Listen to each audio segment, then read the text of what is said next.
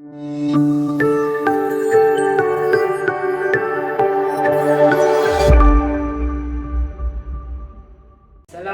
warahmatullahi wabarakatuh. Bismillah walhamdulillah wassalatu ala rasulillah Sayyidina wa maulana Muhammad bin Abdullah wa ala alihi wa man wala wa la hawla wa la quwata illa. Sebentar lagi kita akan digemparkan, umat Islam akan dihebohkan dengan kabar, yaitu dengan perayaan Hari Valentine, yang mana sudah tersohor atau sudah terkenal di seluruh kalangan penjuru dunia. Yang mana Hari Valentine itu adalah hari kasih sayang, yang mana asal usul Hari Valentine itu adalah hari di mana seorang yang bernama Saint atau Santo Valentine itu dipenjarakan. Dan masih banyak lagi versi-versi lain tentang awal kali munculnya Hari Valentine. Dan saya tidak akan panjang lebar membahas awal mula dari mana Hari Valentine itu berasal atau muncul. Di sini saya akan menjelaskan tentang sedikit apa hukum merayakan Hari Valentine itu. Maka jelas sekali hukumnya adalah haram, yang mana telah dijelaskan Rasulullah SAW telah bersabda, man tasyabbaha biqaumin fahuwa minhum, yang artinya barang siapa yang menyerupai atau barang siapa yang mengikuti sebuah tren kaum tersebut, maka kaum tersebut akan digolongkan kelak di hari kiamat bersama dengan kaum tersebut. Jikalau kita mengikuti sebuah tren atau ikut serta merayakan Hari Valentine, maka kelak kita akan digolongkan dengan orang-orang musyrik. Naudzubillah, tsumma naudzubillah.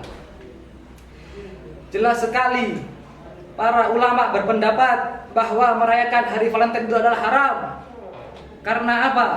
Karena perilaku-perilaku atau amal-amal yang dilakukan dalam Hari Valentine itu adalah telah berbelok dalam ajaran-ajaran Islam, yang mana Hari Valentine itu dikenal dengan hari kasih sayang.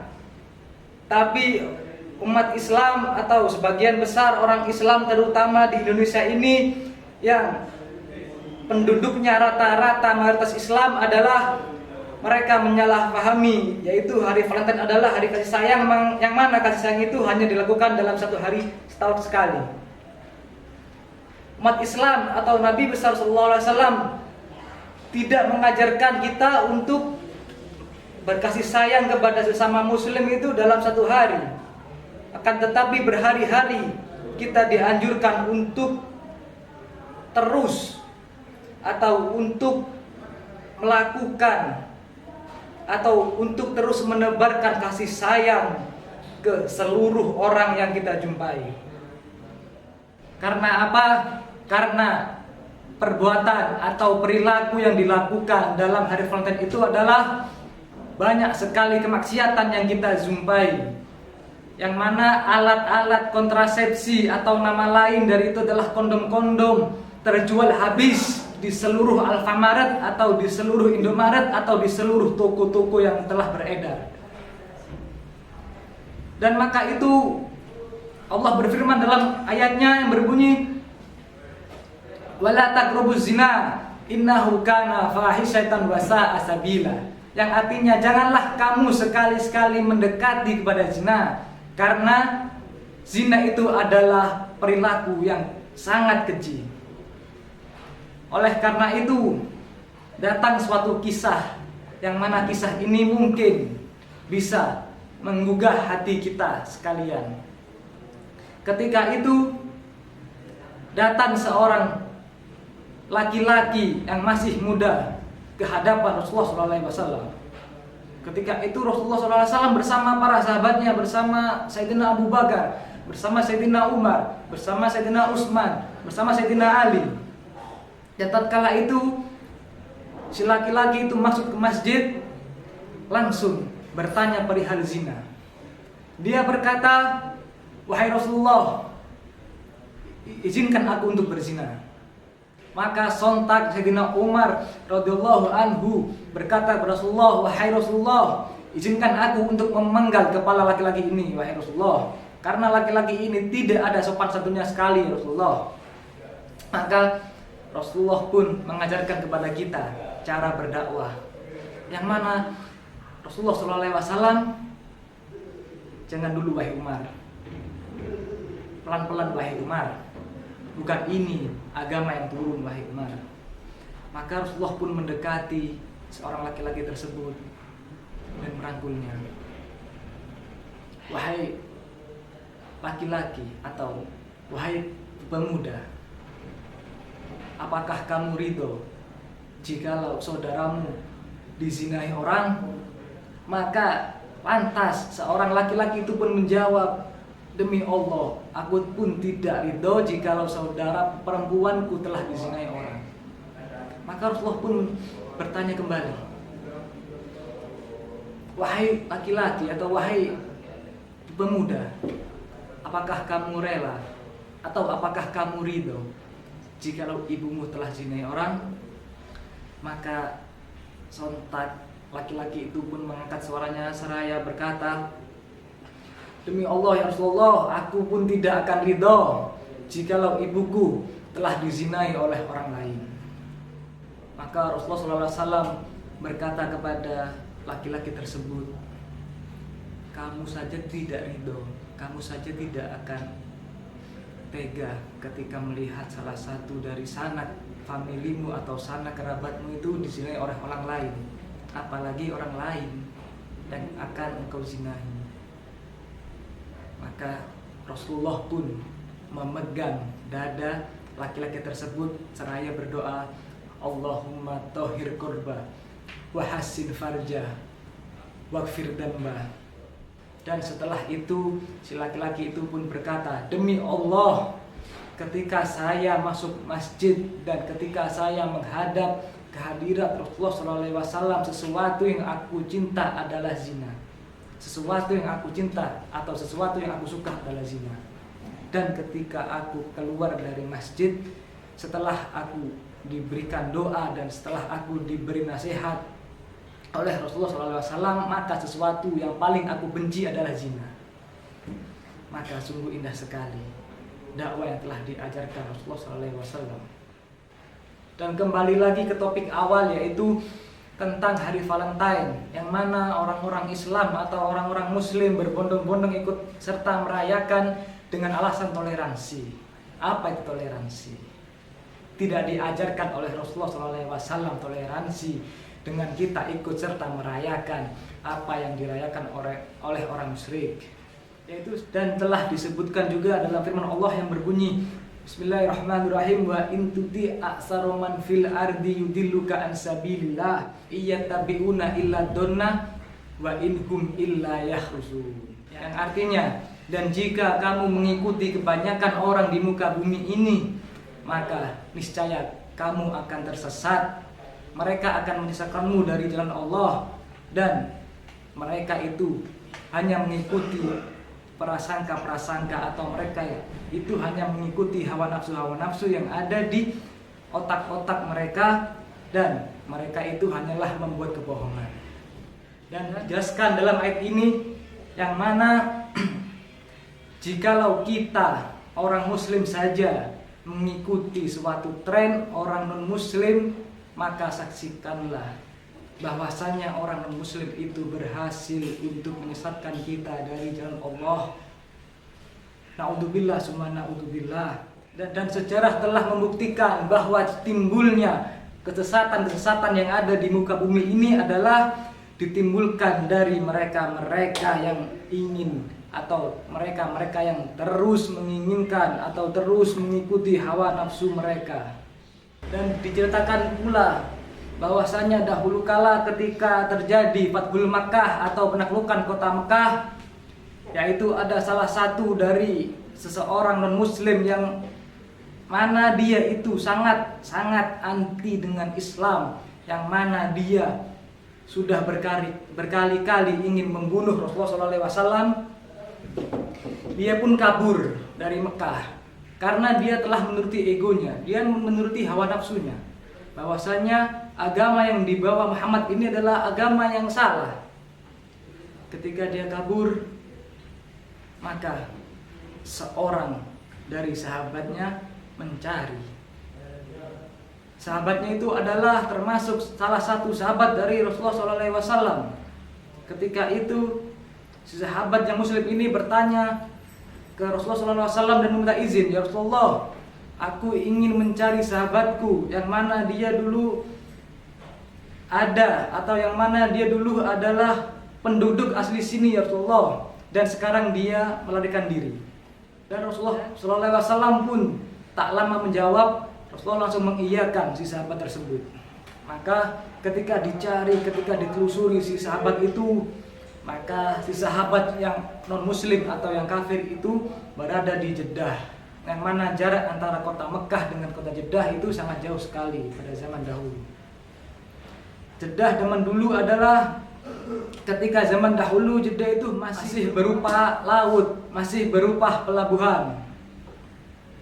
Yang mana si sahabat yang non muslim ini atau seorang yang kafir ini hendak melakukan bunuh diri, karena dia sudah tidak sanggup lagi ketika Islam telah jaya.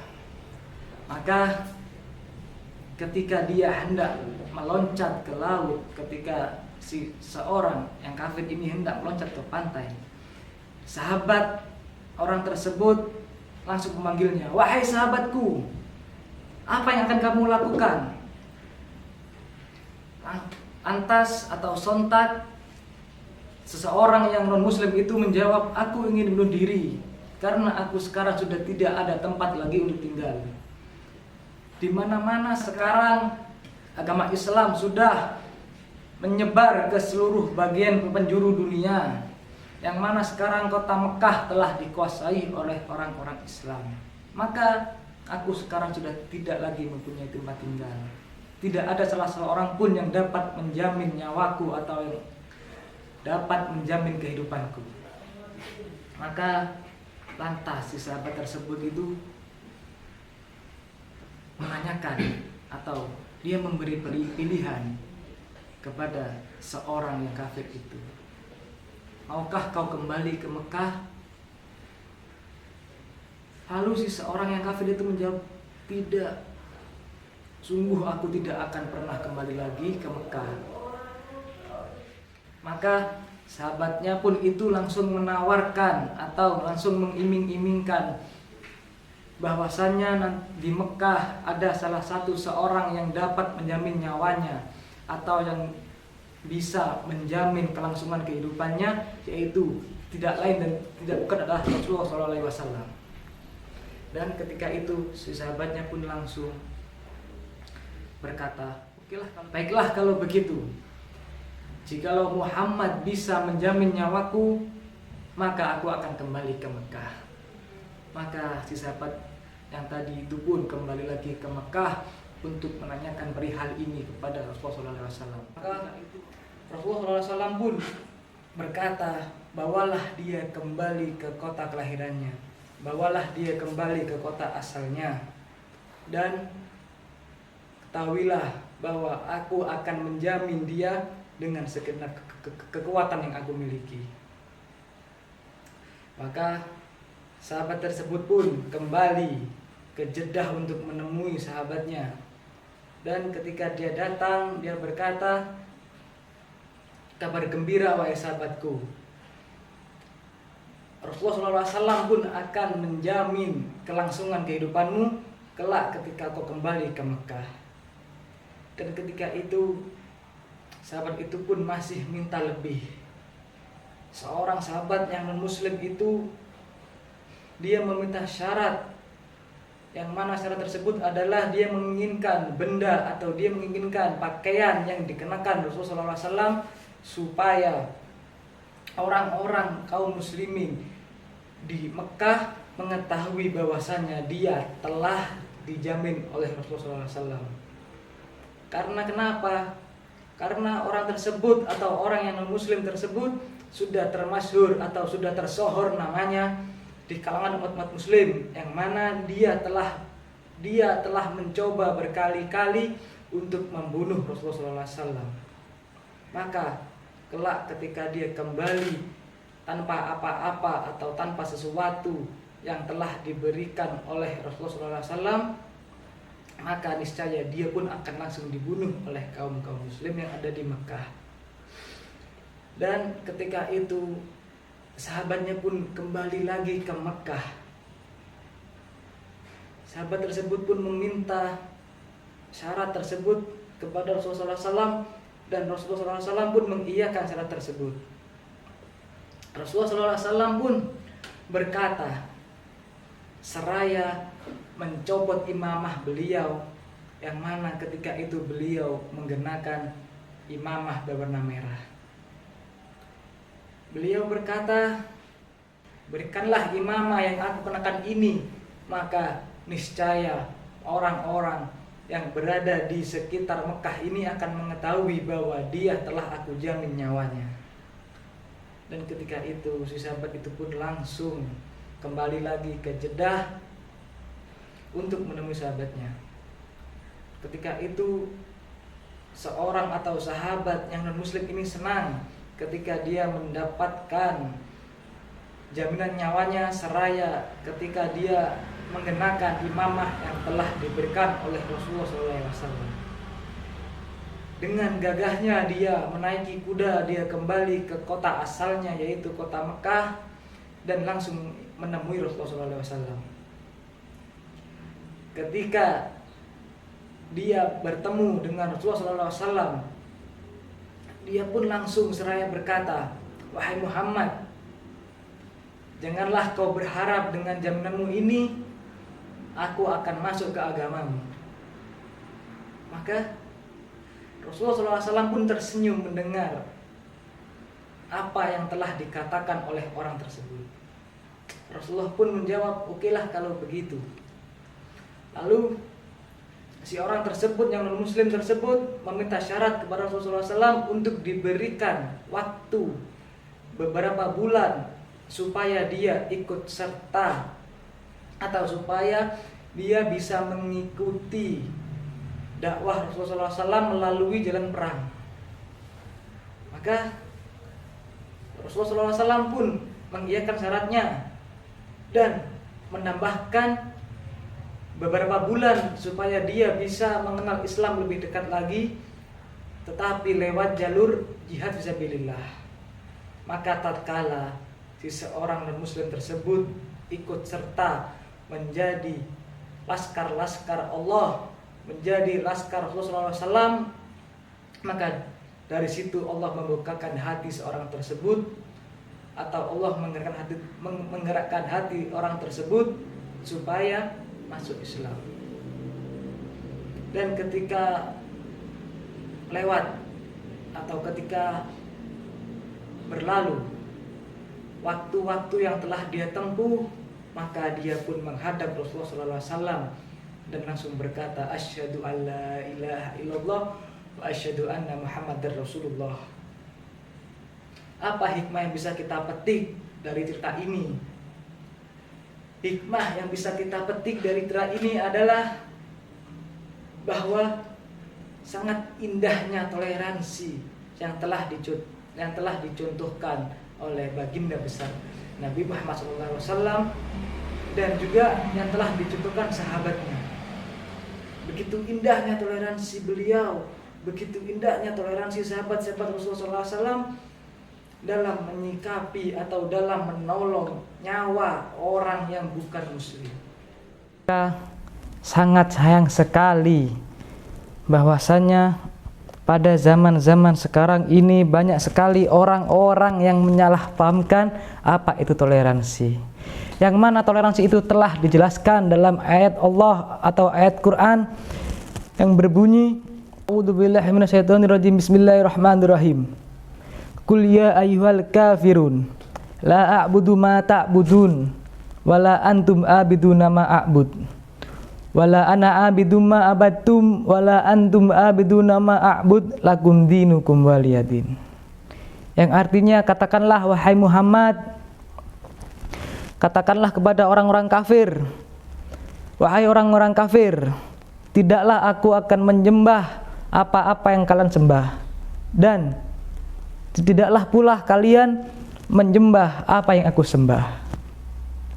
Untuk mula agamamu dan untuk pula agamaku. Di sini telah diterangkan bahwa toleransi yang begitu indah itu adalah ketika kita tidak ikut serta merayakan atau menyembah apa yang mereka sembah. Bukan kita ikut merayakan, bukan kita ikut andil dalam melakukan suatu peribadatan yang mana peribadatan tersebut bukan dari agama kami. Yang mana sekarang banyak sekali yang dilakukan para ulama-ulama yang begitu menceng jalannya, yang begitu sesat, yang menjadi panutan, yang mana ulama itu masuk ke gereja sambil mengqasidahkan, melantunkan qasidah Mahalul Qiyam. Sangat tidak sopan sekali. Itu adalah perilaku-perilaku yang sangat tidak bisa ditoleran. Yang mana itu sangat jauh sekali dari toleransi yang Rasulullah SAW telah ajarkan. Yang mana itu telah jauh sekali dari kaidah-kaidah agama, dari kaidah-kaidah Quran, yang mana Al-Quran telah menjelaskan tadi di surat Al-Kafirun lakum dinukum waliyadin.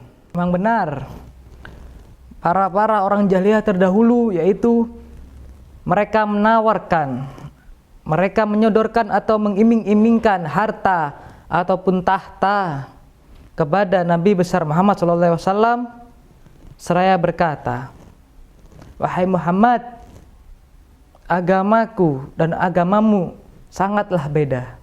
Maka jangan pernah kau sekali-sekali menyamakan antara agamaku dengan agamamu."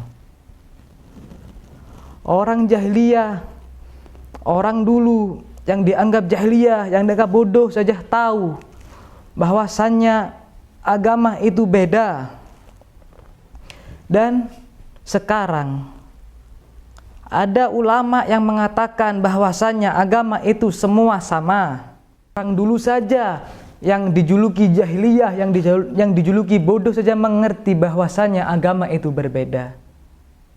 Dan sekarang ada ulama yang mengatakan bahwa agama semua itu sama. Semua agama itu sama. Dia pun berpendidikan tinggi. Dia berpendidikan S1, S2, sampai S3. Tapi dia berkata semua agama itu sama. Sangat disayangkan sekali bahwasanya sekarang ulama-ulama yang dijadikan panutan-panutan oleh orang-orang sekarang, yaitu ulama-ulama yang mana mereka keluar dari kaidah Ahlussunnah wal Jamaah, yang mana kebanyakan mereka adalah yang menyalahfahami dari apa itu toleransi, apa arti toleransi.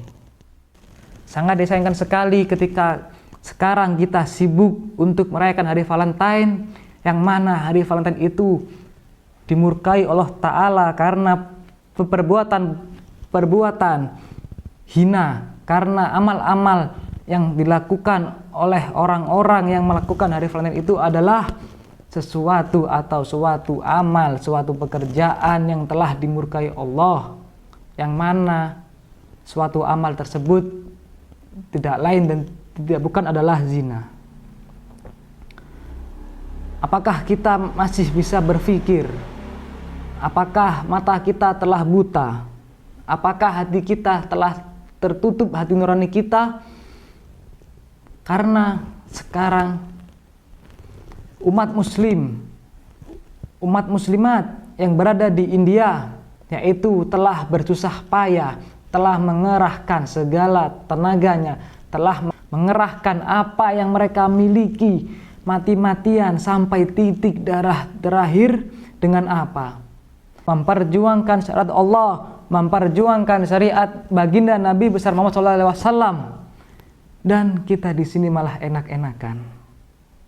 Bukanlah kita seorang muslim jikalau kita tidak memperdulikan saudara kita yang ada di India. Karena terdapat dalam satu hadis, al-muslim bil muslim kal bunyanil wahid. Seorang muslim bagi orang muslim yang lainnya itu ibaratkan seperti satu bangunan. Yasuddu ba'duhu ba'dun, yang mana bangunan itu saling menguatkan, yang mana bangunan itu saling mengkokohkan satu sama lain. Dan juga dijelaskan dalam suatu hadis, al-muslim lil muslim kal jasadil wahid idza istaka minhu udwun tuda'u lahu sairul jasad. Yang artinya seorang muslim bagi muslim yang lainnya itu diibaratkan seperti satu anggota badan.